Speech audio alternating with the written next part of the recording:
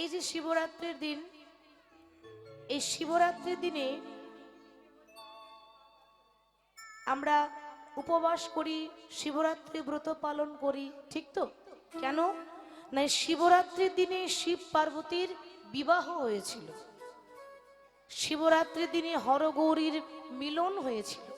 তাই সেদিনটা আমাদের কাছে বড়ই শুভ দিন, মহা মহা আনন্দের দিন।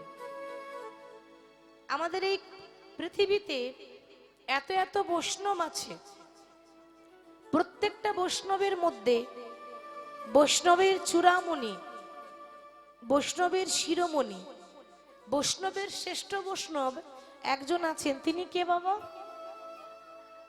শ্রেষ্ঠ বৈষ্ণব আমাদের জগতে একজন আছেন, তিনি কে? ভোলানাথ মহেশ্বর, তাই তো? এবার আপনারা হয়তো ভাবছেন, মা গো কি বলছো তুমি? ভোলানাথ যদি পরম বৈষ্ণবী হবেন, তাহলে তার গলায় মালা নেই কেন? আছে। তার কপালে তিলক নেই কেন? আছে মা। আমরা গলায় মালা পরি, তিলক রচনা করি, আর তিনি পরম বৈষ্ণব হলেও তার কণ্ঠে তুলসীর মালা নেই, শিবের কপালে তিলক নেই। আছে মা? তবু কিন্তু বৈষ্ণবের শ্রেষ্ঠ। কেন? কারণ ভোলানাথ বললেন, ভক্ত মোর তোমরা আবরণে বৈষ্ণব, আর আমি হলাম আচরণে বৈষ্ণব। আবরণ মানে হচ্ছে মা সাজ, আমরা সাজে বৈষ্ণব, আর তিনি হলেন আচরণে বৈষ্ণব। এ জগতে প্রত্যেকটা মানুষ বাইরেরটা দেখে বিচার করে, কিন্তু অন্তরটা কেউ দেখে না। কিন্তু ভোলানাথের হৃদয়টা হচ্ছে, হৃদয়ের মধ্যে এত ভক্তি ছিল, তিনি বাইরেরটা সাজাননি, তিনি সদা সর্বদাই নিজের অন্তরটা সাজিয়েছেন। কোথায় গলায় তুলসীর মালা থাকবে, তার পরিবর্তে শিবের গলায় কি ছিল গো? কি থাকে? কি গো থাকে তো? আপনারা ভাবছেন, ও মা বৈষ্ণবের গলায় আবার সাপ থাকে নাকি? তাহলে এটা কি করে হলো? এটা কেমন বৈষ্ণব হলো? আসলে এখানে মহাদেব আমাদেরকে বুঝিয়ে দিলেন যে ভক্ত মোর, আমার কাছে আসতে গেলে, আমার কাছে শুধু পৌঁছাতে গেলে, শুধু আমার কাছে নয়, আমার পরমাত্মার কাছে পৌঁছাতে গেলে এই কামরূপী সর্পকে আগে দমন করতে হবে। প্রত্যেকটা মানুষের শরীরে 6টা রিপু আছে মা, কাম, ক্রোধ, লোভ, মোহ, মদ, মাৎসর্য। তাহলে সবার ওপরেই কিন্তু আছে কাম, তাই না? এই কামরূপী সর্প, সাপটা দেখিয়ে দিল, তার মানে কামরূপী সর্পকে যদি কেউ দমন করতে পারে, তবেই সেই আত্মা পরমাত্মার সঙ্গে মিলন হবে। হরি বল, হরি বল। আচ্ছা, মহাদেবকে আমরা সকলে বলি আমাদের বাবা ভোলানাথ, ঠিক তো? শিবকে সবাই বাবা বলে, তাহলে শিবের বাবাকে কি গো? আমরা কথায় কথায় বলি না, শিবকে সবাই বাবা বলে, শিবের বাবাকে। চাঁদকে সবাই মামা বলে, চাঁদের মামাকে। আমরা কথায় কথায় বলি না? তাহলে শিবের বাবা কে হতে পারে গো? শিবের ঊর্ধ্বে কে? তিনি হচ্ছেন শিব ঠাকুরের গুরু। তাহলে শিবের গুরু কে? ভগবান। শিবের গুরু হলো রাম, আর যেই রাম সেই কৃষ্ণ, আলাদা কেউ নয়। তাহলে শিবের গুরু হচ্ছে রাম। শিব সদা সর্বদাই রামকে নিজের গুরু মনে করতেন। তাহলে শিবের বাবা হচ্ছে ভগবান কৃষ্ণ, জগতের মালিক তিনি। শুধু আজকের কথা নয়, একবার মহাভারতে পঞ্চ পাণ্ডবের মধ্যে সব থেকে যে বড় ভাই, মা নাম ছিল ধর্মরাজ যুধিষ্ঠির। তো সব থেকে যে বড় ভাই ধর্মরাজ যুধিষ্ঠির, তার মনে বড় বাসনা জাগলো যে আমি আমার রাজ্যে একটা রাজস্বাহী যজ্ঞ করব। আচ্ছা মা, একটা যজ্ঞ কি একা একা হয়? সবাই একটু সাহায্য করবে, 5 জন সঙ্গে করে নিয়ে যদি হয়, কাজটা তাড়াতাড়ি হয়ে যায়, ঠিক তো? তাহলে আমি একটা যজ্ঞ করব, রাজস্বাহী যজ্ঞে। তো এই যজ্ঞে সকল ব্রাহ্মণ, বৈষ্ণব এবং 33 কোটি দেবতার আমন্ত্রণ রইল, মানে সবাই আসবে যজ্ঞে। আর এই যজ্ঞে সব থেকে শ্রেষ্ঠ বৈষ্ণবেরও নিমন্ত্রণ আছে, তিনি হচ্ছেন ভোলানাথ মহেশ্বর। মনে রাখবেন, শিব ছাড়া কোনো যজ্ঞ হয় না। হয় কি? শিবহীন যজ্ঞ করেছিল একজন, তার পরিণতি কি হয়েছিল বাবা? ভোলানাথের শ্বশুর মশাই দক্ষ রাজা সবাইকে নিমন্ত্রণ করেছিলেন, নিজের জামাইকে নিমন্ত্রণ করেনি। শিব ছাড়া কোনো যজ্ঞই হয় না, আর তিনি শিবকে বাদ দিয়ে যজ্ঞ করতে চলেছিলেন। তার পরিণতি আপনারা সবাই জানেন, যে তার মাথাটা কেটে একটা ছাগলের মুন্ড লাগিয়েছিল। হরি বল, ছাগলের মাথা লাগিয়েছিল। তাহলে পরিণতি দেখিয়ে দিলেন যে শিব ছাড়া কোনো যজ্ঞই হয় না, আগে পরম বৈষ্ণবকে ডাকতে হয়। তাহলে রাজশাহী যজ্ঞে সবারই নিমন্ত্রণ, শিব ঠাকুরেরও নিমন্ত্রণ রয়েছে। এবার এক একজনকে একটা একটা করে দায়িত্ব দিচ্ছে বাবা। হঠাৎ ধর্মরাজ যুধিষ্ঠির বলছে, কৃষ্ণ আমার এই যজ্ঞে আমি এক একজনকে এক একটা করে দায়িত্ব দিলাম, তুমি কোনো দায়িত্ব নেবে না? কৃষ্ণ বলছে, নিশ্চয়ই, এমন একটা দায়িত্ব নেব যে দায়িত্ব কোনো দিন, কোনো যুগে, কোনো দিনই আমি যে দায়িত্ব পালন করিনি, আমি আজকে সেই দায়িত্ব নেব। বলে, কোন দায়িত্ব? তোমার এই রাজশাহী যজ্ঞে যত যত ব্রাহ্মণ আসবে, যত যত বৈষ্ণব আসবে, আমি ভগবান হয়ে ওই দরজায় দাঁড়িয়ে থাকব। যত ভক্ত আসবে তোমার এই রাজশাহী যজ্ঞে, আমি ভগবান হয়ে সকল ভক্তদের চরণ দুটো ধোয়াই দেব। শুধু তাই নয়, তোমার এই রাজশাহী যজ্ঞে যখন ভক্তদের সেবা হবে, নরনারায়ণের সেবা হবে, ওই সেবা দেওয়ার পর ভক্তদের এঁঠো পাতা আমি নিজের হাতে তুলে তুলে পরিষ্কার করব। যুধিষ্ঠির বলল, কৃষ্ণ এ কি বলছো তুমি? আমার ঘরে কি কাজের লোকের অভাব যে তুমি ভগবান হয়ে এঁঠো তুলবে? যুধিষ্ঠির, এঁঠো তুললে যে কি ধর্ম হয় সেটা তুমি হয়তো জানো না, জানলে এই কথাটা বলতে না। বলে, কেন? ভক্তের এঁঠো পাতা যদি নিজের হাতে তোলা হয়, পরিষ্কার করা হয়, বাবা সারা জীবন যত পাপ করেছি, সারা জীবন যত অধর্ম করেছি, সমস্ত পাপ আমার ক্ষয় হয়ে যাবে যদি ভগবান হয়ে কোনো ভক্তের এঁঠো তোলা হয়। যুধিষ্ঠির বলছি, কৃষ্ণ এঁঠো তুললে যদি পাপ ক্ষয় হয়, তার মানে তুমিও পাপ করেছো। কি গো, ঠিক তো? এখানে তো তাই প্রমাণ হয়। তুমি বললে যে ভক্তের এঁঠো তুললে নাকি পাপ ক্ষয় হয়, তার মানে তুমিও পাপ করেছো। বলে, হ্যাঁ, আমাকেও পাপ করতে হয়েছে। কোন দিন জানো? যখন ত্রেতা যুগে আমি রাম ছিলাম, সেই রাম অবতারে আমি রাবণকে বধ করেছিলাম। আর রাবণ ছিল ব্রাহ্মণের ছেলে। রাবণের পিতা হচ্ছে বিশ্বশ্রবা মুনি, একজন আচার্য, একজন ব্রাহ্মণের সন্তান রাবণ। ওই রাবণকে রাম বধ করেছিল। কি বাবা করেনি? তাহলে ব্রহ্ম হত্যা মহাপাপ, পাপ নয়? কর্মর ফল সবাইকে ভোগ করতে হয়, সে ভগবান হোক আর ভক্ত হোক, সাধারণ মানুষ হোক। তাহলে আমি রাবণকে বধ করেছি মানে ব্রাহ্মণ হত্যা করেছি, ব্রহ্ম হত্যা মহাপাপ। শুধু তাই নয়, আমি যখন বৃন্দাবনে দাপর যুগে কৃষ্ণ হলাম, তখন আমি একটা নারীকে হত্যা করেছি, নারীকে বধ করেছি। সেই নারী কে ছিল? পুতনা। পুতনা রাক্ষসীকে বধ করেছিল না বাবা? তাহলে সখা, আমি ভগবান হলে কি হবে? আমাকেও পাপ করতে হয়েছে।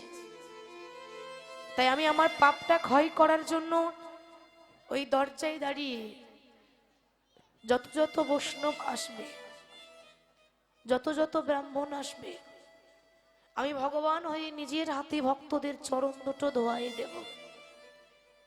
এবার সেই যজ্ঞে যখন একে একে ভক্তরা আসছে, বৈষ্ণব আসছে, ব্রাহ্মণ আসছে, ভগবান দরজায় দাঁড়িয়ে আছে। মনে মনে চিন্তা করছি, আরে এই জগতের ভক্তরা আমার চরণ প্রতিদিন জড়িয়ে ধরে, কিন্তু আমি আমার ভক্তের চরণ কোনোদিন জড়িয়ে ধরতে পারি না। এ জগতের ভক্তরা প্রতিদিন আমার চরণ মন্দিরে গিয়ে ধোয়াইয়ে দেয়, কিন্তু আমি কোনোদিনও আমার ভক্তের চরণ দুটো ধোয়াতে পাই না। আজকেই তো সুযোগ, এখানে একটা নয় দুটো নয়, শত শত বৈষ্ণবের আগমন হয়েছে। আর যদি আমি প্রত্যেকটা ভক্তের চরণ দুটো ধোয়াইয়ে দিতে পারি, আমি ভগবান হলেও আমি মনে করব আমার মানব জনমটা ধন্য হয়ে গেল।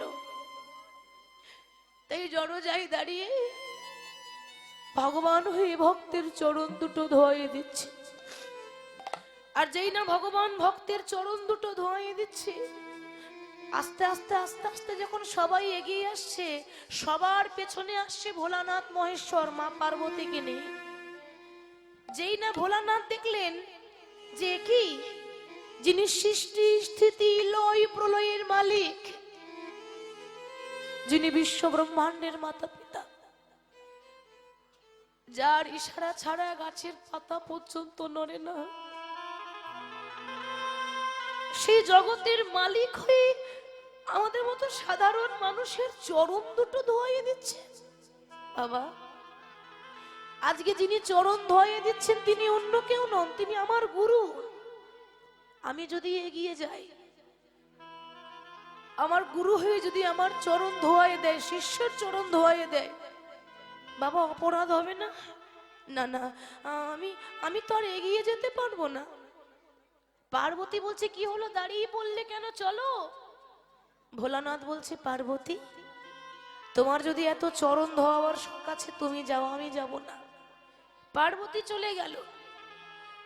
আর ভোলানাথ পাশে গিয়ে মনে মনে ভাবছে যে কি এমন করব যাতে ভগবান আমাকে চিনতে না পারে। দেখতে দেখতে ভোলানাথ মহেশ্বর একটা কুকুর হয়ে গেল। বাবা, কুকুরের রূপ নিয়েছে। আপনারা হয়তো ভাবছেন যে মা, এত এত জন্তু জানোয়ার থাকতে, এত কিছু থাকতে কুকুর হওয়ার কি দরকার ছিল? বাবা, কুকুরের মতো প্রভু ভক্ত আর কেউ নাই। আপনার বাড়িতে যদি একটা কুকুর আসে, আপনি যদি দুবেলা দুমুঠো খেতে দেন, তো দেখবেন সে আপনার বাড়িতে দরজায় ঘুর ঘুর ঘুর ঘুর করবে। কেন? সেভাবে যে সে যখন আমাকে দুমুঠো খেতে দিয়েছে, সেই আমার মালিক, আমি তার দাস। তো দেখতে দেখতে কুকুর হয়ে গেল। মনে মনে ভাবছে ভগবান যেভাবে দাঁড়িয়ে আছে, আমি পায়ের ফাঁক দিয়ে পেরিয়ে চলে যাব, ভগবান চিনতেই পারবে না।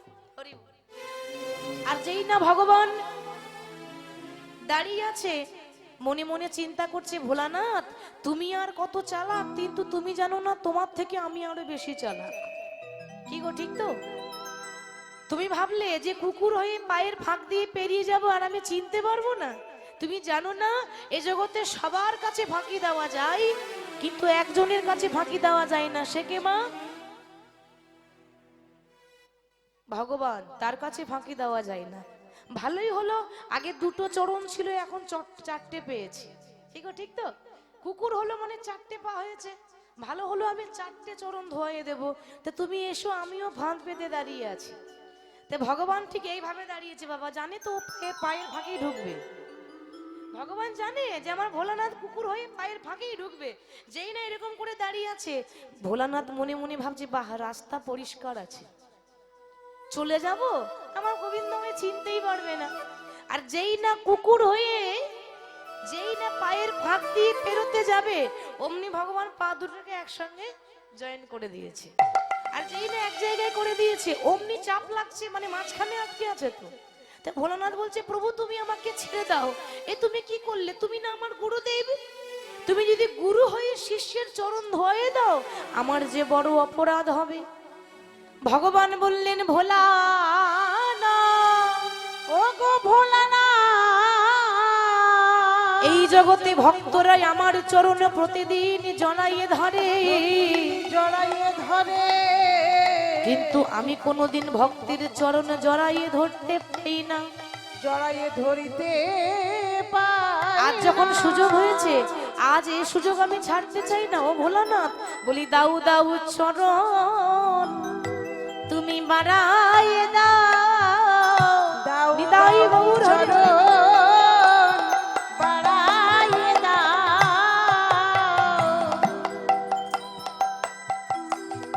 ও গো ভোলা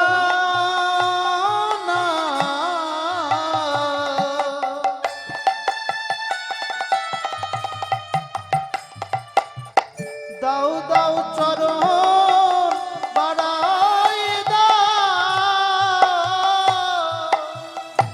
বলি দাও দাও চরণ বাড়াইয়ে দাও, দাও দাও চরণ বাড়াইয়ে দাও। ভোলানাথ এমন সৌভাগ্য বারবার হবে না, বলি দাও দাও চরণ বাড়িয়ে দাও। ভোলানাথ বলছে প্রভু তুমি কাজটা ভালো করলে না, আমার গুরু হয়ে আমি তোমার শিষ্য, আর গুরুদেব যদি শিষ্যের পা দুটো ধরে কি গো মা পাপ হবে না? আজকে যেটা তুমি করলে আমি এই ঋণ শোধ করব কোন দিন জানো? যখন তুমি নদিয়াতে গৌর হয়ে যাবে।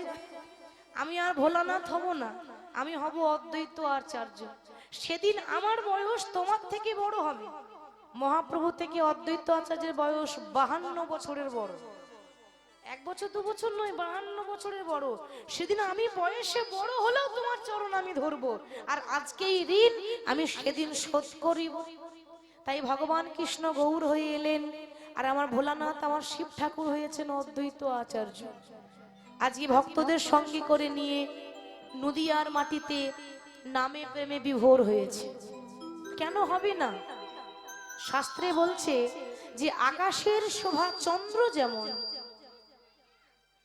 আকাশের শোভা চন্দ্র যেমন, রাতের শোভা হচ্ছে তারা, আর ব্রজের শোভা কৃষ্ণচন্দ্র, নদিয়ার শোভা গোরা। বাবা ব্রাহ্মণের পৈতে শোভা, এক একজনের তো এক একটা শোভা পায়। ব্রাহ্মণের পৈতে শোভা, যোগীর শোভা হলো মাথার জটা, বৈষ্ণবের তিলক শোভা, আর নারীর শোভা হলো মা সিন্দুরের ফোঁটা। সরোবরের পদ্ম শোভা, পদ্মের শোভা হলো অলি, আর হরিবাসরের শোভা হলো আমার গৌর ভক্ত মন্ডলী। নিতাই গৌর হরি বল হরি বল। তাই নাম গাইছে, শোভাটি কেমন? একা একা নয়, ভক্তকে সঙ্গে নিয়ে। আমরাও সবাই গাইব। কিভাবে নাম গাইছে? তোরা দেখবি যদি আয় এই সোনার নদী,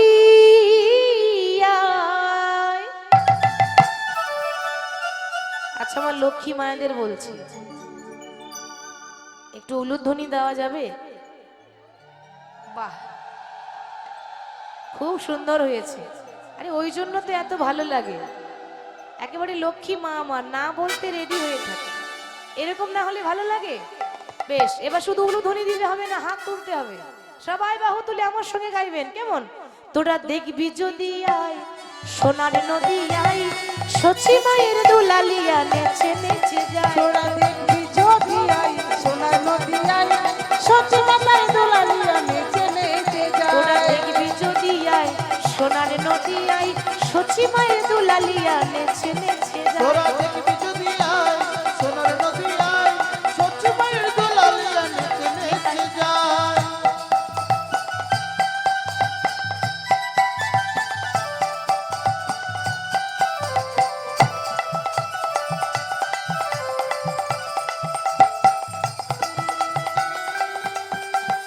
জনিতাই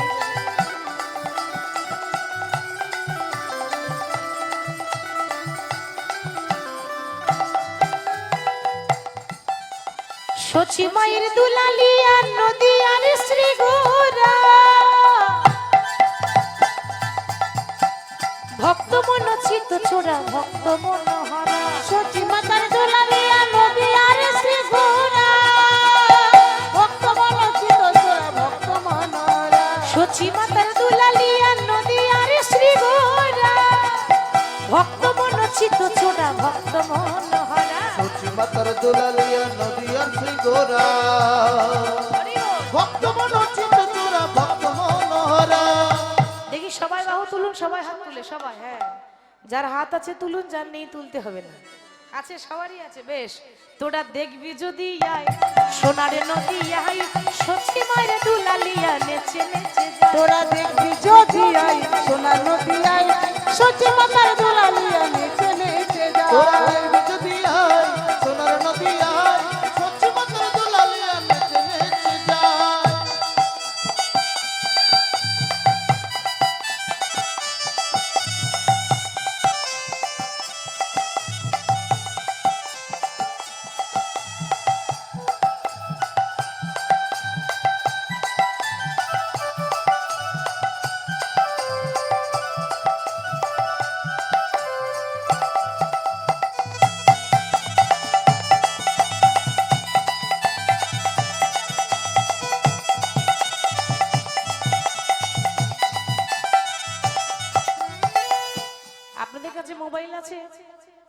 কিছু থাক না থাক ওটা তো থাকবে, ওটা আছে, শঙ্খ ঘন্টা থাক না থাক ওটা থাকবে। তো মোবাইল যখন আছে 100টা নাম্বার আছে, ভাই বোন আত্মীয় স্বজন, তো সবাইকে প্রত্যেকদিন হ্যালো করছেন। ও মা, ভগবানকে হ্যালো করেন? হয় না করা? করেন? এদিকে ও নাম্বার জানা নেই, বলছি হ্যালো করবো কি করে, নাম্বার জানি না তো। নাম্বার সবার জানা আছে, প্রত্যেক দিন একবার করে হ্যালো করবেন, ডায়াল করবেন। ভগবানকে ভুলে গেলে হবে? কলিযুগের মহামন্ত্র নাম, ওইটাই তো ভগবানের ফোনের নাম্বার, তাই না?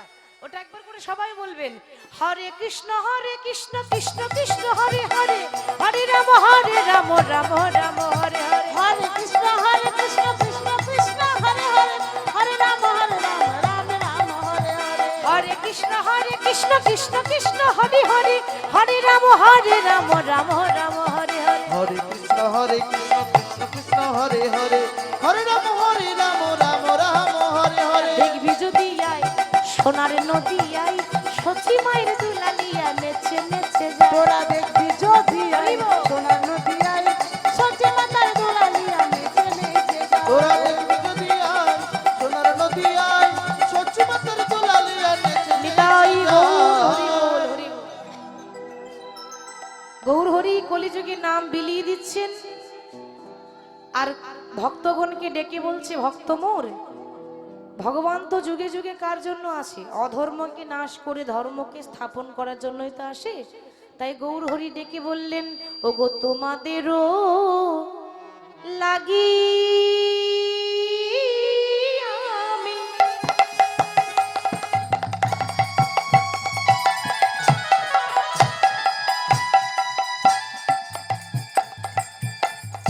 আমি হলাম অবতার,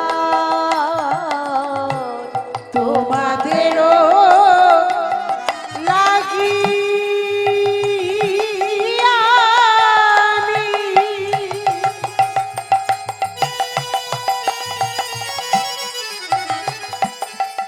ওগো হত কলির জীব,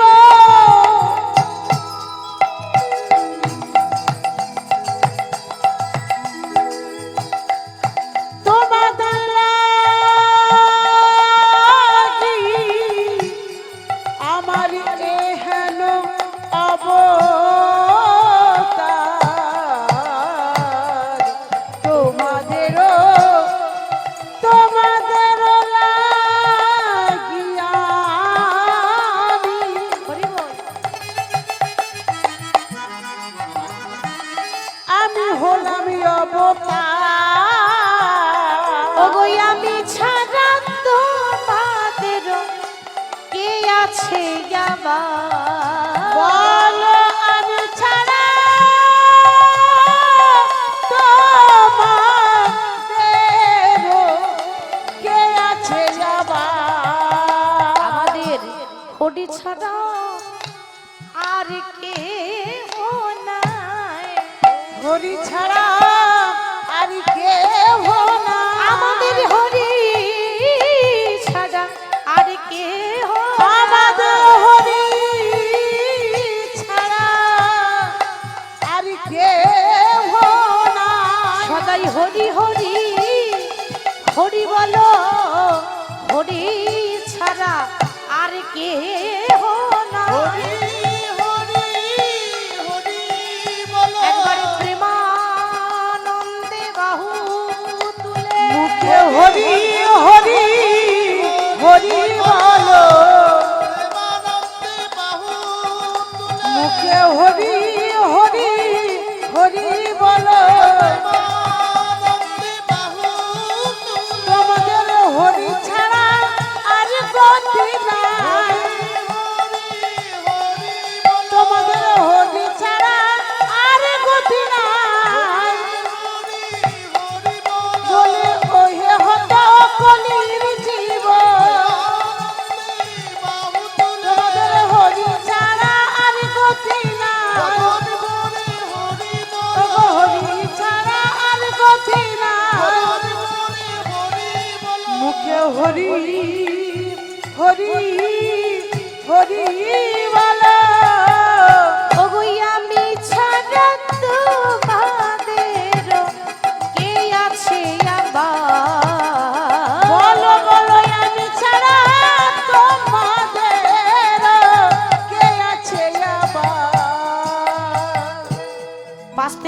মহাজন কলম দিলেন, ভকতি বিনোদ প্রভু চরণে ধরিয়া, চরণে ধরিয়া হরি নামে মহামন্ত্র লইল মাগি, হরি নামে মহামন্ত্র লইল মাগিয়া।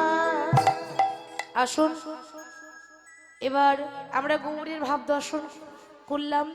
এবার সেই ভক্তের কথা শুনবো, ভক্ত রঘুনন্দন, যে 5 বছর বয়সে ভগবানকে পেয়েছিল, যার বাবা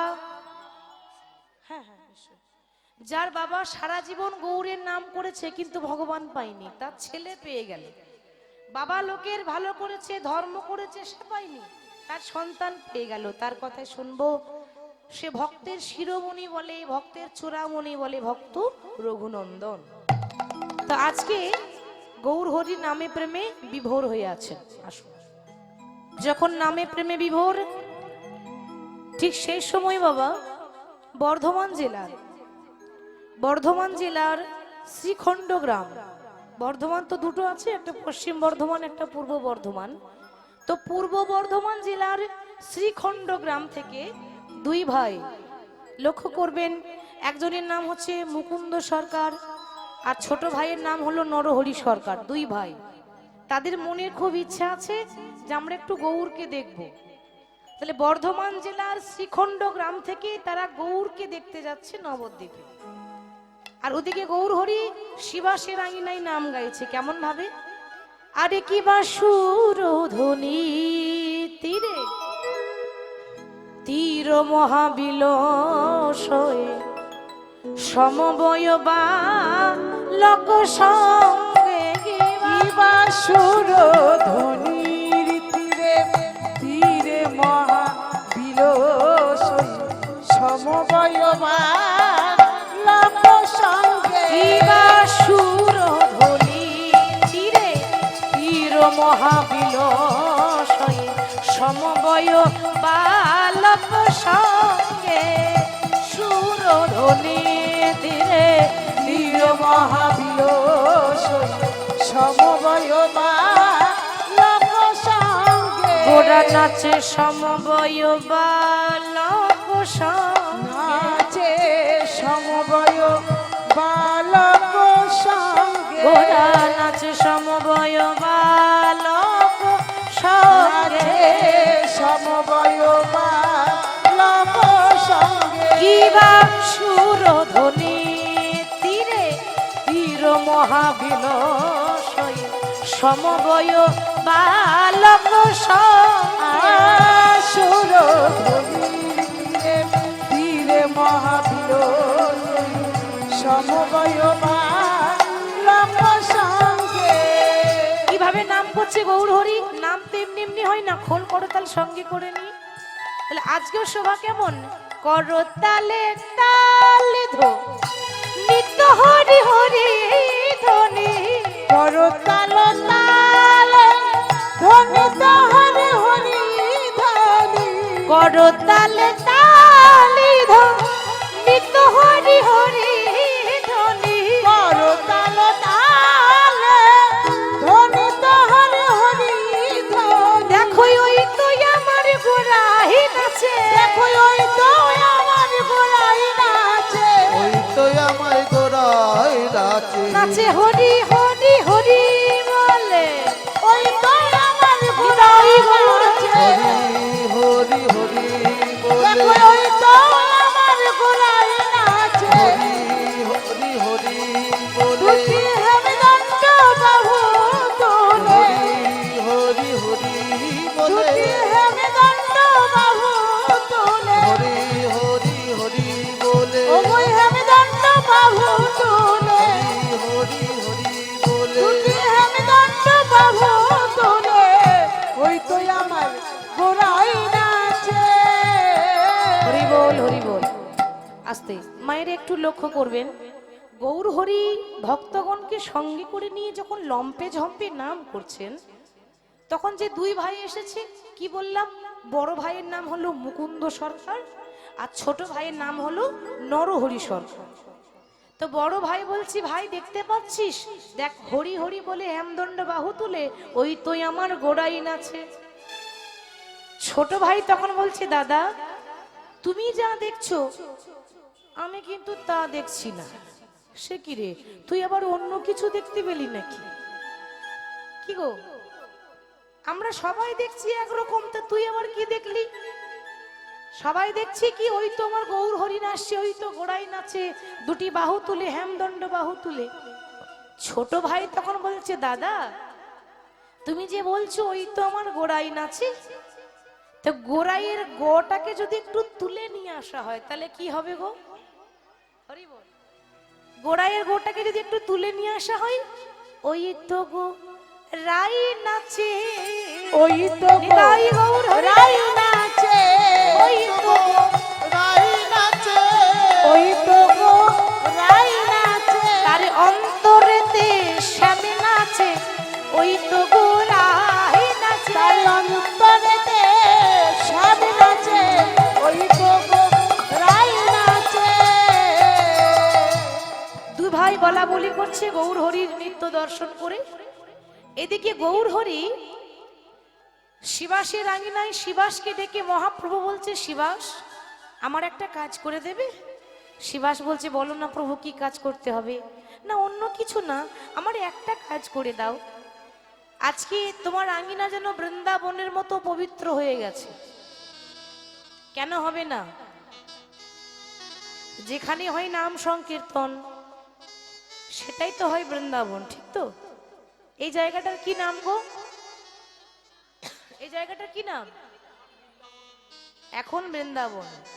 যতক্ষণ নাম চলবে ততক্ষণ জায়গাটার নাম সত্যি বৃন্দাবন। তাহলে তোমার আঙিনা বৃন্দাবনের মতো হয়ে গেছে। তাহলে ভালো করে শোনো, তোমার ঘরের বাইরে দুই ভাই দাঁড়িয়ে আছে। ওই দুই ভাইয়ের কাছে গিয়ে যে সব থেকে ছোট ভাই, তাকে গিয়ে বলে দাও যে তাকে সারা জীবন আমি আমার রাঙা চরণে ঠাঁই দেব, সারা জীবন আমি তাকে আমার সঙ্গেই রাখবো। কিন্তু দুই ভাইয়ের মধ্যে যে বড় ভাই, তাকে গিয়ে বলে দাও যে 100 জন্মও যদি পেরিয়ে যায়, 100 জন্ম যদি বসে বসে আমার নাম করে, তবু তাকে কৃপা করব না। মানে 100 জন্মে কৃপা করবে না। শিবাস বলছে, প্রভু এ তোমার কেমন বিচার? একজন কৃপা পাবে আর একজন কৃপা পাবে না, তুমি ফিরিয়ে দিচ্ছ, এ তোমার কেমন বিচার? মহাপ্রভু বলছে, দেখো শিবাস, আমি যেটা করছি সে নিয়ে সমালোচনা করো না, কারণ ভগবান যা করে মঙ্গলের জন্যই করে। কিছু একটা কারণ আছে, অকারণে আমি বলছি না। তুমি বলে দাও ছোট ভাইকে কৃপা করব, আর বড় ভাই 100 জন্ম কাঁদলেও কৃপা করব না। এবার শিবাস বাইরে গিয়ে বলছে, জয় নিতাই। আগে জয় নিতাই, জয় নিতাই। আচ্ছা তোমাদের মধ্যে ছোট ভাইকে? এই যে আমি গো, আমি, আমার নাম নরহরি সরকার। বাহ, প্রভু বলেছে প্রভু তোমাকে সারা জীবন তোমার সঙ্গী করে রাখবে, সারা জীবন প্রভুর চরণে তোমাকে ঠাঁই দেবে, সারা জীবন তুমি তোমার প্রভুর সঙ্গেই থাকবে। আচ্ছা তোমাদের মধ্যে বড় ভাইকে? আমি গো, আমি, আমার নাম মুকুন্দ সরকার। ও তুমি মুকুন্দ সরকার? তাহলে ভালো করে শুনে নাও, প্রভু আমাকে বলে পাঠিয়েছে তুমি যদি 100 জন্মেও বসে বসে কাঁদো, 100 জন্মেও কাঁদলেও প্রভু তোমাকে কৃপা করবে না। আর যেই না এমন কথাটা বলেছে, কি গো আমাদেরকে বললে আনন্দ হতো না দুঃখ লাগতো? দুঃখ লাগতো, প্রভু কৃপা করবে না। আমি কি তাহলে এতই অধম? আর যেই না বলেছে 100 জন্মে কৃপা করব না, মুকুন্দ সরকারে আনন্দ ধরে না, ধেই ধেই করে নাচছে, জয় গৌর হরি, জয় গৌর হরি, জয় গৌর হরি। কি গো তুমি পাগল নাকি? কি বললাম শুনলে? আমি বললাম প্রভু তোমাকে 100 জন্মে কৃপা করবে না। ওই কথা যদি আমাকে বলতো না, ওই সুরধ্বনিতে গঙ্গাতে ঝাঁপ দিয়ে প্রাণ ত্যাগ করতাম। এতক্ষণ দাঁড়িয়ে থাকতাম না, ঝাঁপ দিয়ে মরতাম। আর তুমি এতক্ষণ ধেই ধেই করে নৃত্য করছো। তখন মুকুন্দ মৃদু হেসে বলছে, মুকুন্দ বলে, ওগো শিবা, ওগো শিবা, প্রভু বলেছি আমাকে 100 জন্মে কৃপা করবে না। 100 জন্মে কৃপা করিবে না। তাহলে 100 জন্মে কৃপা নাইবা হলো, 100 জন্মে কৃপা নাইবা হলো, 100 জন্মের কৃপা নাইবা হলো, কিন্তু 101 জন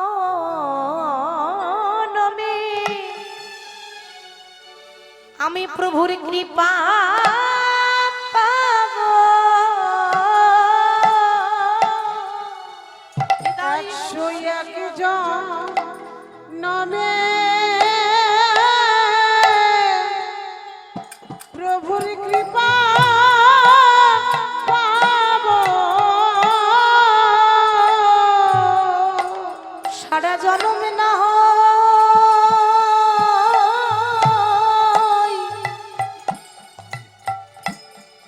জনম নাই কেঁদে যাব, 101 জনমে প্রভুর কৃপা পাবো। শত জনম না হয়, আমি কেঁদে যাব।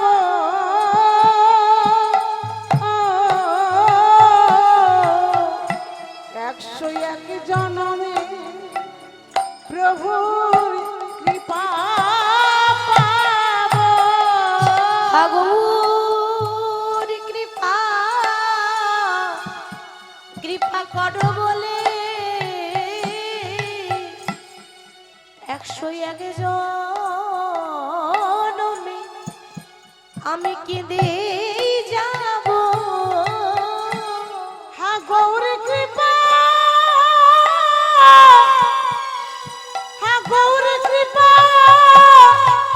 কৃপা করো করো বলি 100 জনমই না হই আমি কেঁদে যাব।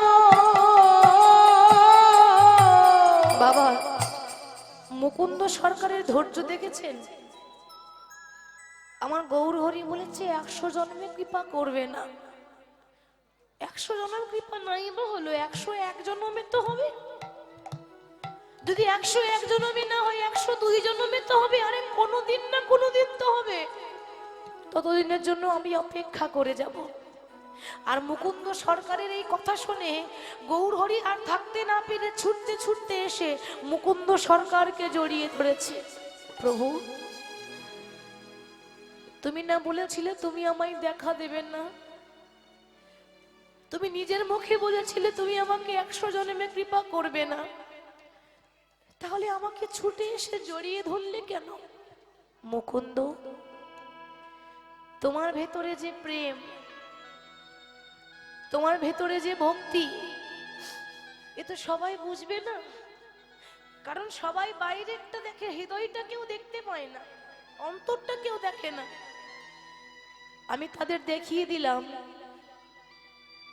যে ভগবানকে পেতে গেলে কতটা যন্ত্রণা সহ্য করতে হয়, ভগবানকে পেতে গেলে কত কষ্ট করতে হয়, ভগবানকে পেতে গেলে কত ধৈর্যের দরকার। সেটা তুমি দেখালে, সবাই কিন্তু সেটা জানবে না। আর সবাইকে শিক্ষা দেওয়ার জন্য আমি তোমাকে ওই কথাটা বলেছিলাম। মুকুন্দ, তোমরা হলে সংসারে 2 ভাই, সবাই যদি ঘর ছেড়ে সন্ন্যাসী হয়ে যাও তাহলে সংসার করবে কে? জানো মুকুন্দ, সংসার ধর্ম হলো বড় ধর্ম। সংসারে থেকে যার চৈতন্যের উদয় হয় সেই হলো বাবা পরম সাধু। তাকে ঘর ছাড়তে হয় না, সংসারে থাকুন কিন্তু যেন চৈতন্য হয়ে যায়। এটা যেন জানতে পারেন যে এ জগতে কেউ কারণ নয়, এসেছি একা, চলে যাব একা। এটা যদি কেউ জানতে পেরে যায় তাহলে বুঝে নেবেন তার চৈতন্য হয়ে গেল। অতএব তোমার ছোট ভাই নরহরি সরকার সে আমার কাছে থাক, আর তুমি তোমার সংসারে ফিরে যাও। কেন জানো? তোমরা হলে কবিরাজ, জাতিতে কবিরাজ। কবিরাজ মানে হচ্ছে চিকিৎসক, চিকিৎসা করা। তাহলে তোমাদের কাজ, তোমাদের জাত ব্যবসায় হচ্ছে চিকিৎসা করা। তুমি তোমার গ্রামে গিয়ে বিনামূল্যে গরিব মানুষের চিকিৎসা করবে। মনে রাখবে, পয়সা নেবে না কারোর কাছে, 1 পয়সা কারোর কাছে নেবে না। বিনামূল্যে গরিব মানুষের চিকিৎসা করবে, সংসারে থেকে প্রভুর সেবা করবে, আর যতটা পারবে তুমি হরিনাম বিলিয়ে দেবে। তাই আমার আদেশ, ফিরে যাও, ফিরে যাও শ্রীখণ্ডে, ফিরে যাও।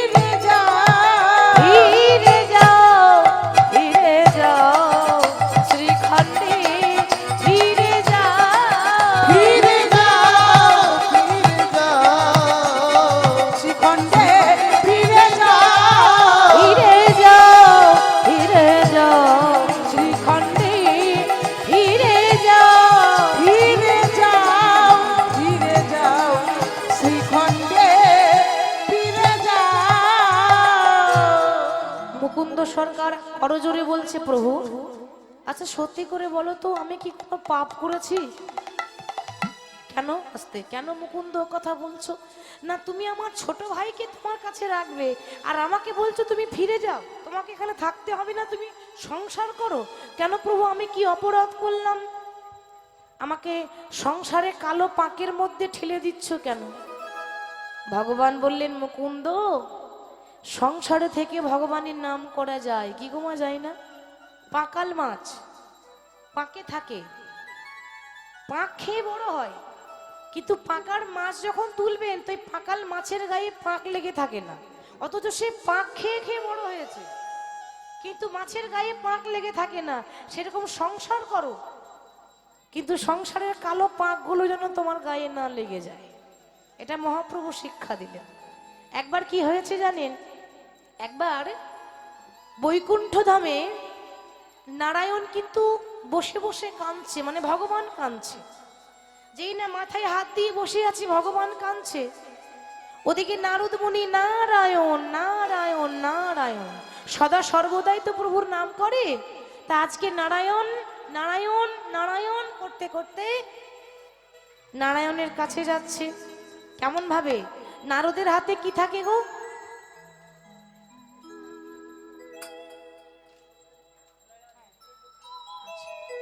নারদের হাতে থাকে বীণা যন্ত্র, তাই না? সব সময় বীণাই গান গাইতে গাইতে আসছে। যে সকল ভক্তরা দাঁড়িয়ে আছেন, আমার অনুরোধ, ভেতরে অনেক জায়গা আছে, আপনারা একটু আসুন আর আপনারা একটু সরে সরে বসবেন, তাহলে সবাইকে বসার একটু সুযোগ করে দেন। যারা দাঁড়িয়ে আছেন তাদের অনুরোধ করব তারা একটু বসে যান, কারণ স্থির হয়ে বসে নাম শোনার মাধুর্য একটা আলাদা।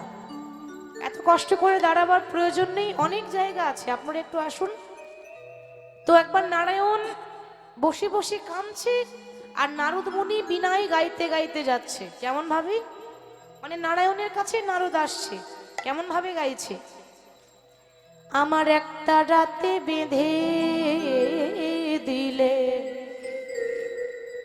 দুতারারি সুর, আমার একটা রাতে বেঁধে দিলে দুতারারি সুর, আমার একটা রাতে বেঁধে দিলে দুতারারি সুর, আমার একই দেহে রামার কৃষ্ণ সুমধুর।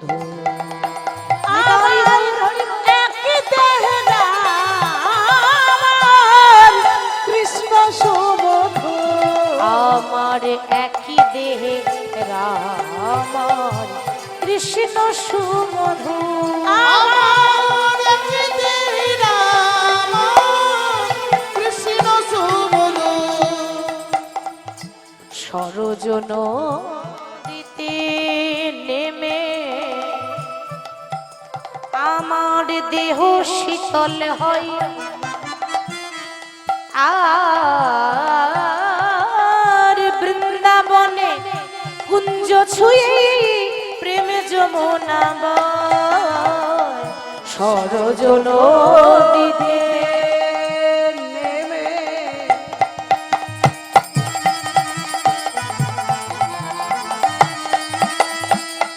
দেহ শীতল হয়, বৃন্দাবনে কুঞ্জ ছুঁয়ে প্রেম যমুনা বয়। আহা শান্তি বাড়ি দুটির বুকে ক্লান্তি করে ও শান্তি বাড়ি দুটি লোকে ক্লান্তি করে দু, আমার একই দেহে রামার কৃষ্ণ সুমধুর।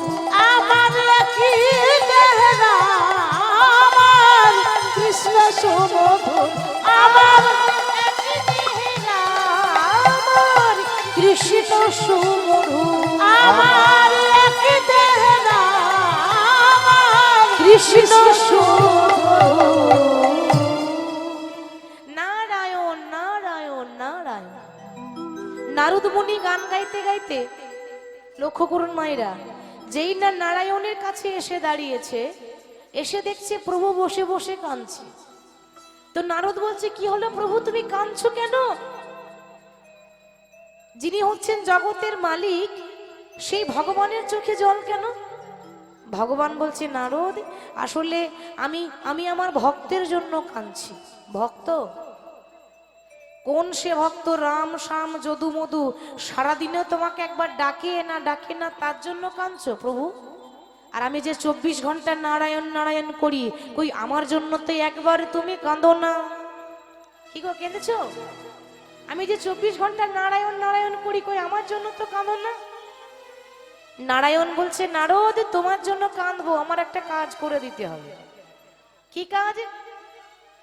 এক বাটি তেল দিয়েছে, সর্ষের তেল, একেবারে কানাই কানাই ভর্তি। এই এক বাটি সর্ষের তেল নিয়ে স্বর্গ মর্ত্য পাতাল এই ত্রিভুবন এই আমার নাম করতে করতে একবার ঘুরে এসো তো। প্রভু নারদ মুনি বলছে, প্রভু এ তো সামান্য কাজ, এক বাটি তেলই তো দেখতে হবে, এই যাবো আর আসবো, তুমি অপেক্ষা করো। এক বাটি সর্ষের তেল কানায় কানায় ভর্তি, একেবারে ত্রিভুবন ঘুরে এসেছে বাবা। ঘুরে এসে বলছে, ও প্রভু দেখো, তেল কিন্তু এক ফোঁটা পড়েনি, তেল কিন্তু এক ফোঁটা পড়েনি, আমি সুন্দর করে সুরক্ষায় এনেছি। আচ্ছা নারদ, তো ওই তেলের বাটিটা নিয়ে ঘুরতে ঘুরতে আমার নামটা কবার করেছিলে তুমি? এই যা, তুমি যা তেলের দায়িত্ব দিয়েছো, আমি তেল দেখবো না তোমার নাম করব? আরে তেলের খেয়াল রাখতে রাখতে তোমার নাম করতে ভুলে গেছি। দেখলে নারদ, দেখলে তো, এক বাটি তেলের খেয়াল রাখতে গিয়ে আমার নাম করতে ভুলে গেলে। আর এই জগতের মানুষ, ছেলে মেয়ে নাতি নাতনি সংসার এত কিছু খেয়াল রাখে, সারাদিন পরিশ্রম করে পরিবারের পেট চালাবার জন্য, এত কষ্ট করার পরেও এই সংসারী মানুষ সারাদিন কর্ম করে এসে যদি সন্ধ্যাবেলায় হা কৃষ্ণ বলে একবার যদি ডাকে, তো আমি তার জন্য কাঁদবো না তো কি তোমার জন্য কাঁদবো? নারদ, আমাকে সারাদিন ডাকতে হয় না, 1000 বার বলতে হয় না, শুধু একবার যদি মন দিয়ে প্রাণ ভরে কৃষ্ণ বলে কেউ ডাকে, আমি তাতেই সন্তুষ্ট হই। এই নয় যে কাজকর্ম ছেড়ে দিয়ে শুধু হরি হরি করো, এটা ভগবান বলেনি। কর্মই ধর্ম, আগে কর্ম করুন, কর্ম করুন, আর একদিকে প্রভুর নাম করুন, হরি বল। তাহলে অতএব মুকুন্দ, তুমি তোমার সংসারে ফিরে যাও, কারণ সংসারে সব থেকে বেশি দায়িত্ব বড় ভাইয়ের উপর থাকে, তাই না? ছোট ভাই যদি ভুল করে আমরা কি বলি? আরে ও তো ছোট, ও তো ভুল করতে পারে, তুমি তো বড়, তোমার জ্ঞান ছিল না, কি গো বলে তো। ছোটর ভুল হলেও কিছু দোষ নাই, কিন্তু বড় কিন্তু সবসময় বুঝতে হয়। তুমি বড় ভাই, তুমি ঘরে যাও, আর তোমার ছোট ভাই আমার কাছে থাক। আচ্ছা প্রভু, কি করব ফিরে গিয়ে? কি করবে জানো? সংসার করবে, গোপীনাথের সেবা দেবে, আর বিনামূল্যে গরিব মানুষের চিকিৎসা করবে।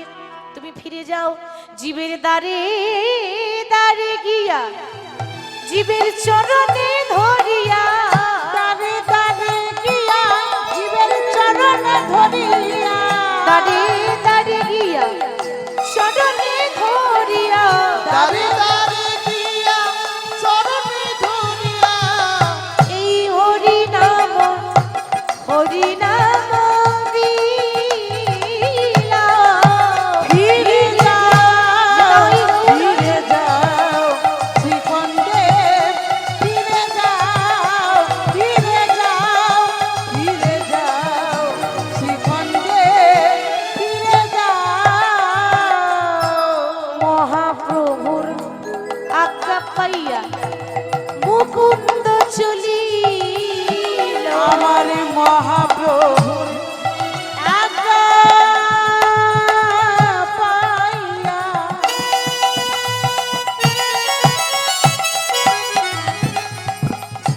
মুকুন্দ চলিল। আমার মহাপ্রভুর আজ্ঞা পাইয়া, এই সাউন্ডটা বাড়ান একটু।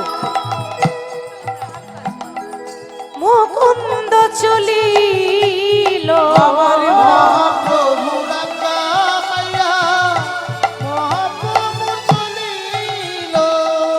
শ্রীখণ্ডী গ্রামেতে আসি,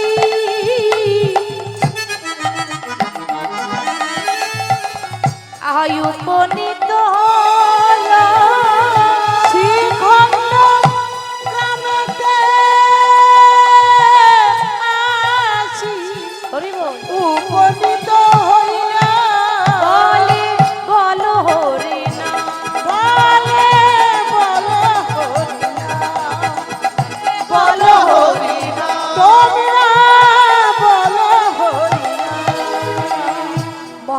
আজ্ঞা পাইয়া শ্রীখণ্ড চলিল, মানে নবদ্বীপে গৌর হরির আদেশ পেয়ে বর্ধমান জেলা শ্রীখণ্ড গ্রামে ফিরে এসেছে। ফিরে এসে সবাইকে বলছে, ওগো প্রেমানন্দে মেতে হরি বলো, হরি নামের বন্যা যে এলো। প্রেমানন্দে মেতে হরি বলো, হরি নামের বন্যা যে এলো। প্রেমানন্দে মেতে হরি বলো, হরি নামের বন্যা যে এলো। এমন বন্যা দেখি নাই শুকনো যে তলা, এমন বন্যা দেখি নাই এত শুকনো তেতলা। এমন বন্যা দেখি নাই। দেখেছেন এমন বন্যা দেখেছেন? বন্যা যখন হয় তখন কি হয়? ঘর বাড়ি ডুবে যায়, মানুষের প্রাণ যায়, কি গো যাই তো সব হাসি নিয়ে চলে যায়। কিন্তু বাবা এটা আবার এমন বন্যা, সবাই ডুবে গেল কিন্তু কারো ক্ষতি হলো না। সবাই ডুবে গেল, কারো ক্ষতি হলো না। একে বলে হরি নামের প্রেমের বন্যা। হরি বল, হরি বল। এমন বন্যা দেখি নাই শুকনো যে তলা, এমন বন্যা দেখি নাই মানুষ শুকনোতে তোলা। ডুবলো মোদের পুরুষ নারী জাতের বিচার নাই। এমন বন্যা দেখি নাই এত শুকনো তেতলা। ডুবলো নদের পুরুষ উলুধ্বনি নাই ওর হরি বল। প্রেমানন্দে একবার হরি বলো, হরি নামের বন্যা যে এলো। প্রেমানন্দে মেতে হরি বলো, হরি নামের বন্যা যে এলো। প্রেমানন্দে মেতে হরি বলো, হরি নামের বন্যা যে এলো। গ্রামে ফিরে এসেছে। এবার আস্তে আস্তে মহাপ্রভু আদেশ মতো সংসারও করছে, হরিনাম প্রচারও করছে।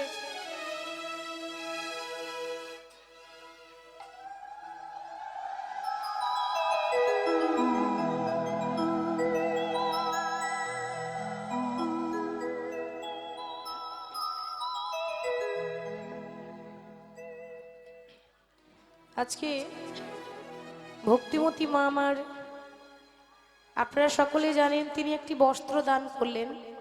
আমি এর আগেও বলেছি, দান কোনোদিন বিফলে যায় না। আপনি এক গুণ দেবেন, ভগবান আপনাকে দ্বিগুণ ফিরিয়ে দেবে। তার প্রমাণ দিয়ে গেছে মহাভারতে। মহাভারতী একবার ভগবান শ্রীকৃষ্ণের কড়ি আঙুলটা কেটেছিল, তো দ্রৌপদী থাকতে না পেরে নিজের শাড়ির আঁচলটা ছিঁড়ে কৃষ্ণের আঙুলে বেঁধে দিয়েছিল। সে নিজের দামি শাড়ির কথা চিন্তা করেনি, ভাবছে আমার প্রভুর আঙুলে লেগেছে, না জানি কত আঘাত লেগেছে, না জানি কত ব্যথা হচ্ছে, কষ্ট হচ্ছে। ভগবান তখন আশীর্বাদ দিয়ে বলেছিল, দ্রৌপদী আজকে যেমন তুমি আমার কষ্টটা সহ্য করতে না পেরে এক টুকরো বস্ত্র আমাকে দান করলে, কাপড় দান করলে, আমি আশীর্বাদ করলাম এ জগতে যারা বস্ত্র দান করে তাদের জীবনেও কাপড়ের অভাব হবে না। যারা কাপড় দেয়, বস্ত্র দেয়, যে কোনো শুভ জিনিসে যদি বস্ত্র দান করা হয় তাদের বস্ত্রের অভাব হবে না, কাপড়ের অভাব হবে না। তো দ্রৌপদীর জীবনেও কি কাপড়ের অভাব হয়েছিল? মনে করে দেখুন সেদিনের কথা, যখন বস্ত্র হরণ হয়েছিল, দুঃশাসন একদিকে বস্ত্র ধরে টানছে আর একদিকে বস্ত্রের যোগান দিচ্ছেন আমার দয়াময়। কি গো দেয়নি? ভগবান কারোর ঋণী হয়ে থাকে না, দেখেছেন? থাকে, ওই জন্য দান করতে হয়। এই যে হরিবাসরের কমিটির যে সকল বাবারা আছেন, যে সকল কমিটির সদস্যা আছেন, এত কষ্ট করে দাঁড়ে দাঁড়ে ভিক্ষা করে এই নামের আয়োজন করেছে। বাবা, একটা হরিবাসর চালানো বড় কঠিন। কেন? এত খরচ, এগুলো তারা সে কষ্ট করে আপনাদের দাঁড়ে দাঁড়িয়ে গিয়ে ভিক্ষা করে এনেছে। আপনাদের কাছে একটা নিবেদন, দয়া করে সবাই একটু দানের হাতটি বাড়িয়ে দেবেন। কারণ আপনারা যদি কিঞ্চিত কিঞ্চিত দান না করেন তাহলে এই হরিবাসর চালানো সম্ভব হবে না। তারা কি করে চালাবে? আপনাদের মঙ্গলের জন্যই তো আয়োজন করা। যে যতটা পারবেন, যার যত সামর্থ্য হবে, প্রভুর জন্য একটু দানের হাতটা বাড়িয়ে দেবেন। এটা কোনো খারাপ কাজে আপনি দিচ্ছেন না, আপনি দয়াময়ের চরণে দিচ্ছেন। আরে যিনি দিয়েছেন তাকেই তো আপনি দিচ্ছেন। তিনি না দিলে পেতেন? ভগবান না দিলে পেতাম? কোটি কোটি টাকা থাকলেও অনেকে ভগবানের জন্য দান করে না, করে কি? সবাই তো সমান হয় না। এমন মানুষ আছে যাদের বাড়িতে গিয়ে যদি একটু বলেন যে গৌরের সেবার জন্য কিছু দেন, তো ছেড়ে একটা 5 টাকার নোট বার করে দেয়। ওইটুকুই নাও, আর পারলাম না। দেখুন, যখন আমাদের রোগ জ্বালা হয়, অসুখ বিসুখ হয়, তখন ডাক্তারের কাছে গিয়ে লাখ লাখ টাকা দিতে পারি, কি গো পারি তো? আর গৌড়ের সেবার জন্য 10 টাকা দিতে পারি না। ওই আমাদের ভক্তি নাই। ওই জন্য আমরা কলিযুগের মানুষ, আমাদের সনাতন ধর্ম দিনের পর দিন অধঃপতনে যাচ্ছে। কার জন্য জানেন? আমাদের নিজেদের জন্য। এজন্য অন্য কেউ দায়ী নয়। একটু জেগে উঠতে হবে। ওই জন্য প্রথমেই শুরু করেছিলাম, জীব জাগো, জীব জাগো, মানে আর ঘুমিয়ে থেকো না। মায়া পিশাচির কোলে ঘুমালে হবে না, জাগতে হবে। যাই হোক, আপনাদের কাছে বাবারা যাবেন ভিক্ষার পাত্র নিয়ে, আপনারা যে যেমন পারবেন গোবিন্দের জন্য দান করবেন। নেতাই গৌর হরিবোল হরিবোল হরিবোল। এবার যেই না মুকুন্দ কবিরাজ বাড়ি ফিরে এসেছে, গ্রামে ফিরে এসেছে, লক্ষ্য করবেন বিনামূল্যে গরিব মানুষের চিকিৎসা করে, হরিনাম প্রচার করে দেয়, আর ঘরে গোপীনাথ আছে, গোপীনাথের সেবা দেয়। কিন্তু বাবা, তখনকার সময়ে যার রাজত্ব চলছিল, সারা বাংলার নবাব হুসেন শাহ, মানে একজন মুসলমান, তখন মোগল শাসন চলছে, একজন মুসলমানের হাতে গোটা দেশ চলছে।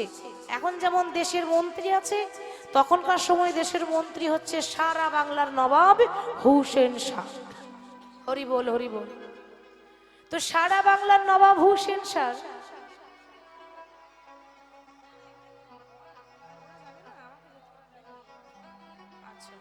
ঠিক আছে, তাহলে যার দান করার ইচ্ছা থাকবে একে একে দান করবেন। প্রথমে এক ভক্ত 100 টাকা দান করেছেন, আমি তো জানি না নামটা। গোবিন্দ ওনাকে ভালো রাখুক, গোবিন্দ যেন ওনাকে সুস্থ রাখে। অনিল দাস 100 টাকা দান করেছেন, ওনার সুস্থতা কামনা করি, ওনার শরীর ভালো থাকুক, কৃষ্ণপদে যেন মতি হয়। যাই হোক, সবার তো নাম বলা যাবে না, মানে সময়টা অনেকটা লেগে যাবে, আর আমাদের সময়ও খুব সংক্ষেপ আছে, এরপরে আরো কীর্তনের দল আছে, বুঝতে পারছেন তো।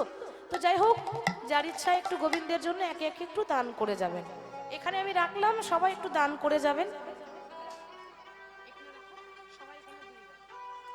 এখানে সামনে পাত্র দেওয়া হয়েছে, দান পাত্র, সবাই একে একে এসে দান করে যাবে। এবার সারা বাংলার নবাব হুসেন শাহ, তার হয়েছে বাবা তীব্র পেটে যন্ত্রণা, মানে পেটে ব্যথা, কোথাও ভালো হচ্ছে না। এত বড় বড় ডাক্তার এলো আর গেল, কেউ ভালো করতে পারছে না। একজন প্রজা বলছে, মহারাজ আপনি তো অনেক বড় বড় ডাক্তার দেখালেন, কেউ তো ভালো করতে পারলো না। তা আমি বলি কি, একটা ডাক্তার আছে, সে বেশ বড় সড়ো ডাক্তার নয়, একটা গ্রাম বাংলার মানুষ, ছোটখাটো ডাক্তার, তো সে কিন্তু আপনার রোগের চিকিৎসা করতে পারে।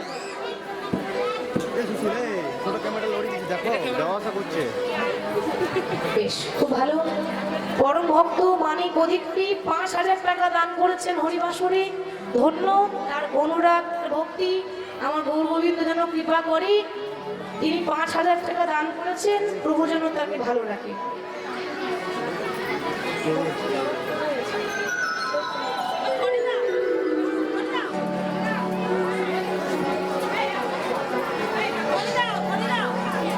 নিতাই গৌর হরিবোল হরিবোল হরিবোল হরিবোল হরিবোল। এবার একজন প্রজা বলছে, মহারাজ আপনি তো বড় বড় ডাক্তার দেখালেন, একটা কবিরাজ আছে, সে ভালো করবে, কিন্তু বাবা তার একটা শর্ত আছে। কি শর্ত? না, সে কোনো রাজা জমিদারের চিকিৎসা করে না, তার কাছে যেতে গেলে আপনাকে ভিখারি সেজে যেতে হবে। ওই জন্য বলে, চিরদিন কাহারও সমান নাহি যায়। সারা বাংলার নবাব হুসেন শাহ, সে কিনা একটা রাজা, একটা ছেঁড়া পাঞ্জাবি পরে ভিখারি সেজেছে, আর মাথায় একটা টুপি, ওই কাদের মাথায় একটা টুপি থাকে না মুসলমানদের মাথায়, ওই টুপিটা নিয়েছে, একটা ছেঁড়া পাঞ্জাবি পরেছে, দিয়ে ওই শ্রীখণ্ড গ্রামে ঢুকেছে। কি বলছে, কি গো, বলছিলাম এখানে ওই মুকুন্দ সরকারের বাড়ি কোনটা? মুকুন্দ সরকার, তারা ছিল সরকার, জাতিতে সরকার, মানে তাদের জাত ব্যবসা কবিরাজি চিকিৎসা করা। তো মুকুন্দ সরকারের বাড়ি কোনটা? আগে মুকুন্দ সরকার, হ্যাঁ ওই যে কীর্তন হয় না, কীর্তন বলতে পারছে না। ও তাই বলুন, কীর্তন তাই বলুন। বলে হ্যাঁ হ্যাঁ, তার বাড়ি কোনটা? সোজা চলে যান, সোজা চলে গিয়ে যে বাড়িতে খোল করে তাহলে ধ্বনি শুনতে পাবেন, ওইটাই হলো মুকুন্দ কবিরাজের বাড়ি। এবার গিয়ে দেখছে বাবা কত বড় লাইন, হ্যাঁ লাইন লাইন হবে না, ফ্রি চিকিৎসা হচ্ছে। যদি কেউ জানতে পারে আপনাদের এই সোমবার বাজারে ফ্রি চিকিৎসা হচ্ছে, তাহলে ভাবুন তো কত লাইন হবে। হ্যাঁ,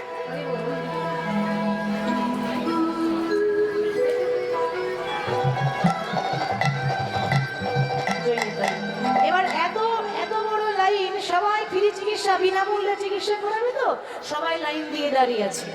এবার হয়েছে কি ওই সারা বাংলার নবাব বলছে, ওগো বলছিলাম কি আমার চিকিৎসা হবে তো, আমার পকেটে কিন্তু পয়সা নেই। হ্যাঁ, কেন হবে না, আপনি এখানে দাঁড়ান, আমাদের কবিরাজ ঠাকুর পয়সা নেই না গো, বিনামূল্যে চিকিৎসা করে। আপনি লাইনে দাঁড়ান, আপনার যখন ডাক আসবে তখন আপনি ভেতরে যান। এবার ওই মুকুন্দ সরকার ভেতরে গোপীনাথের সেবা দিচ্ছে, তার নিয়ম বাবা, গোপীনাথের সেবা না দিয়ে সে রুগী দেখবে না, আগে সেবা দেবে তারপর রুগী দেখবে। এখন রুগীরা লাইন দিয়ে দাঁড়িয়ে আছে, তার মাঝে দাঁড়িয়ে আছে সারা বাংলার নবাব, তখনকার সময় দেশের মন্ত্রী নবাব হুসেন শাহ, সেও দাঁড়িয়ে আছে। আর ওদিকে ভেতরে মুকুন্দ সরকার গোপীনাথের চরণে তুলসী পত্র দিয়ে গোপীনাথকে সাজাচ্ছে বাবা। সাজাতে সাজাতে বলছে, ওগো গোপীনাথ, আমি সাজাচ্ছি বটে, কিন্তু বৃন্দাবনে ওই রাধারানীর মতো সাজাতে তোমাকে কেউ পারবে না। পারবে কি? আমার গোবিন্দকে, আমার নীলমাধবকে একমাত্র রাধারানী সাজাতে পারতে। আমি যেমন পারবো আমি তেমন সাজাবো। এই গোপীনাথকে সাজাচ্ছেন কেমন ভাবে? আমি অনেক যত্ন করি প্রভু তোমাকে সাজাতে পারিনি, তোমাকে সাজাতে পারি। আমি অনেক যত্ন করে তোমাকে সাজাতে পারিনি, তোমাকে সাজাতে পারিনি। আমি অনেক যত্ন করি তোমাকে সাজাতে পারিনি, তোমাকে সাজাতে পারি। আমি অনেক যত্ন করে তোমাকে সাজাতে পারিনি, তোমাকে সাজাতে পারিনি। প্রভু জীবনে মরণে শুধু চেয়েছি, প্রভু জীবনে মরণে শুধু চেয়েছি, তবুও তোমার দেখা পাইনি, তবুও তোমার দেখা পাইনি। আমি অনেক যত্ন করে তোমাকে সাজাতে পারিনি, তোমাকে সাজাতে পারিনি। প্রভু জনমে জনমে কত ডেকেছি, আমি জনমে জনমে কত দেখেছি, আমি জনমে জনমে কত ডেকেছি, আমি জনমে জনমে কত দেখেছি, আমি তবুও তোমার দেখা পাইনি, তবুও তোমার দেখা পাইনি। আমি অনেক যত্ন করে তোমাকে সাজাতে পারিনি, তোমাকে সাজাতে পারি। আমি অনেক যত্ন করে তোমাকে সাজাতে পারিনি, তোমাকে সাজাতে পারি। ওই গো, তোমাদের মধ্যে সব থেকে গরিব কে আছো সে আগে এসো, তার চিকিৎসা আগে হবে। আর যেই না ডেকেছে, যেই না ডাক দিয়েছে, অমনি বাবা সারা বাংলার নবাব হুসেন শাহ তিনি এগিয়ে এসে বলছেন, কবিরাজ ঠাকুর, ও কবিরাজ ঠাকুর, আমার মতো ভিখারি আর কেউ নেই, আমি হলাম সারা বাংলা সব থেকে বড় ভিখারি। দেখুন না, আমার পকেটে 1 টাকাও পয়সা নেই। হরি বল, হরি বল। আরে বাবা, পয়সা নেই তো কি হয়েছে, আমি বিনামূল্যে চিকিৎসা করি, পয়সা লাগবে না। বেশ, এক কাজ করো, ওই তাড়াতাড়ি জামাটা খুলে এই মাটির বারান্দায় শুয়ে পড়ো তো। ওমা একটা ছোটখাটো ডাক্তার, আর তিনি দেশের মন্ত্রী, তাকে বলছে জামা খুলে মাটির বারান্দায় শুয়ে পড়ো। মন্ত্রী মনে মনে ভাবছে যে সারা জীবন আমি সিংহাসনে বসে থাকি আর আমাকে বলছে জামা খুলে মাটির বারান্দায় শুতে। বেশ, রোগ যদি না ভালো হয় তাহলে ওর একদিন কি আর আমার একদিন। বল, সঙ্গে সঙ্গে জামা খুলে মাটির বারান্দায় শুয়ে পড়েছে। আর যেই না শুয়ে পড়েছে না মা, অমনি শুতে না শুতে যেন অর্ধেকটা পেটে ব্যথা ভালো হয়ে গেল। তার রোগ ছিল শুধু পেটে ব্যথা, পেটে যন্ত্রণা। তা যেই না অর্ধেকটা পেটে ব্যথা ভালো হয়ে গেল, কবিরাজ ঠাকুর, ও কবিরাজ ঠাকুর, তোমার এই মাটির বারান্দায় ওষুধ দেওয়া আছে নাকি গো? কেন গো? না শুতে না শুতে অর্ধেকটা রোগ ভালো হয়ে গেল। ও আসলে কতজন কি ওষুধ দিতে গিয়ে পড়ে যায় তো, আমার মনে হয় ওইটুকুনি তোমার কাজ হয়েছে। বেশ, দেখি হ্যাঁ করো, তোমাকে আসল ওষুধটা দিই। সারা বাংলার নবাব হুসেন শাহ যেই না হ্যাঁ করেছে অমনি আসল ওষুধটা দিয়েছে। আর যেই না ওষুধ দিয়েছ মা, একেবারে পেটে যন্ত্রণা নির্মূল হয়ে গেল। এ কি এত বড় বড় ডাক্তার পারলো না, আর একটা পাড়া গ্রামে পড়ে থাকে একটা ছোটখাটো ডাক্তার, সে কি এমন ওষুধ দিল যে সারা বাংলার নবাব হুসেন শাহ তার পেটে যন্ত্রণা ভালো হয়ে গেল? তার মানে সামান্য ডাক্তার নয়। শোনো, তুমি তৈরি হয়ে যাও, কাল সকালে তুমি আমার সঙ্গে আমার দেশে যাবে। কি কে তুমি? তোমাকে আমি চিনি না, তোমাকে জানি না, আর তোমার সঙ্গে আমি চলে যাব? ও, রোগ যখন হয়েছে তখন আর লুকিয়েও তো লাভ হবে না। কি গো, রোগ যখন হয়েছে তখন লুকিয়ে লাভ নেই। শোনো, আমি হলাম সারা বাংলার নবাব হুসেন শাহ। আমার হয়েছিল তীব্র পেটে যন্ত্রণা, মানে পেটে ব্যথা। এত বড় বড় ডাক্তার এলো, কেউ ভালো করতে পারলো না।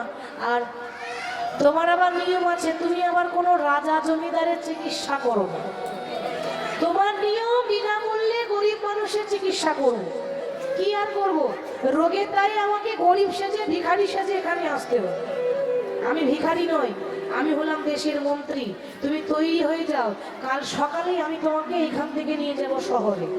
এই তো পাড়া গ্রাম, এখানে পড়ে থেকে লাভ নেই, আমি তোমাকে শহরে নিয়ে যাব।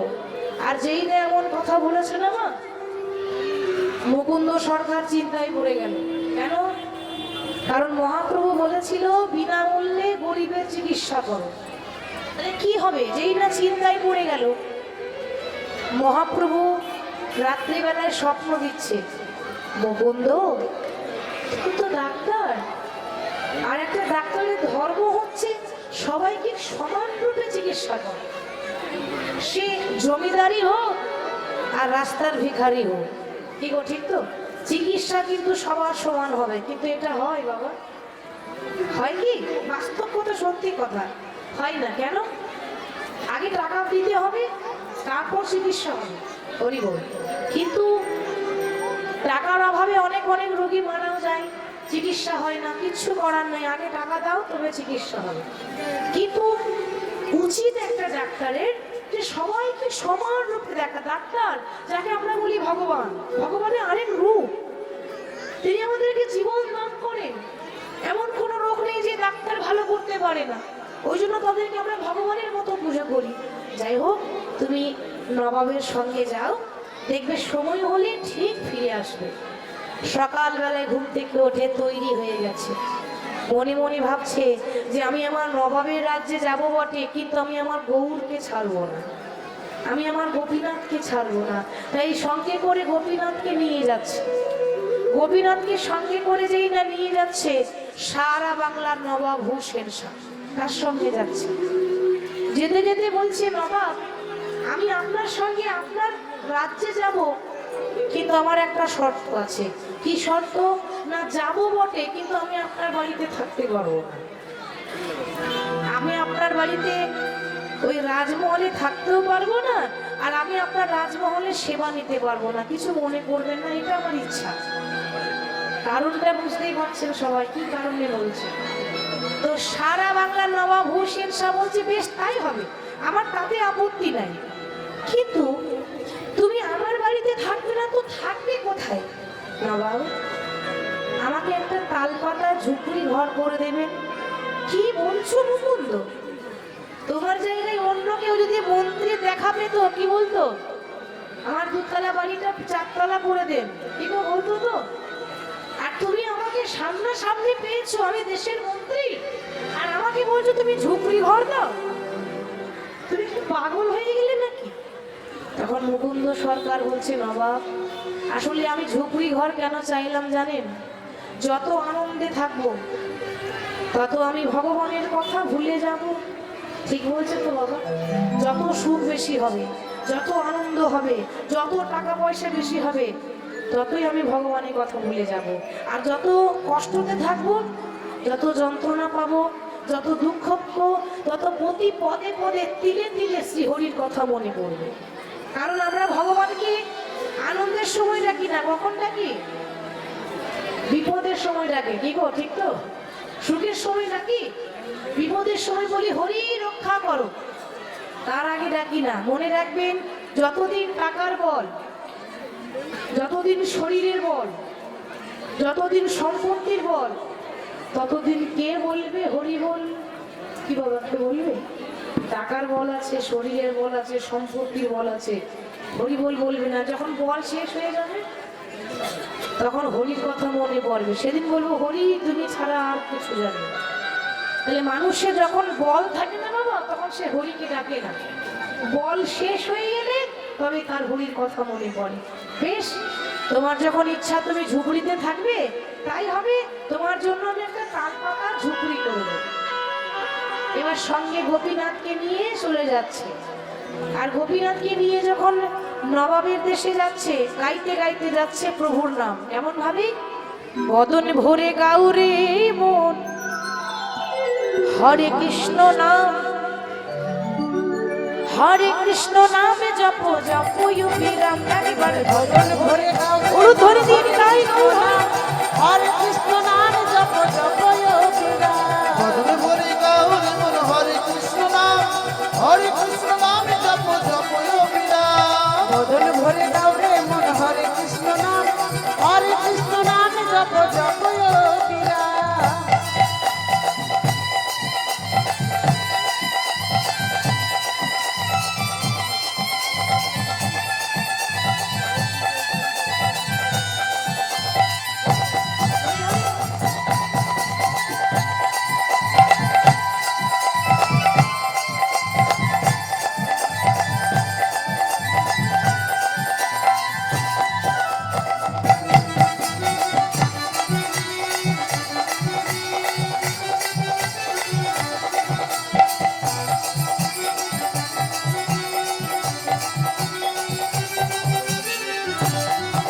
তোমরা শয়নে স্বপনে বলো রাধে কৃষ্ণ নাম, শয়নে স্বপনে বলো রাধে কৃষ্ণ নাম, শয়নে স্বপনে বলো রাধে কৃষ্ণ নাম, শয়নে স্বপনে বলো রাধে কৃষ্ণ নাম। রাধে কৃষ্ণ নামে জপ জপ বদন ভরে গাও রে মন হরে কৃষ্ণ নাম, হরে কৃষ্ণ নাম জপ জপ যোগীরা। বদন ভরে গাউরে মন হরে কৃষ্ণ নাম, হরে কৃষ্ণ নাম জপ জপ যোগীরা। একবার বদন ভরে গাও রে মন হরে কৃষ্ণ নাম, হরে কৃষ্ণ নাম জপ জপ যোগীরা। হরি বল।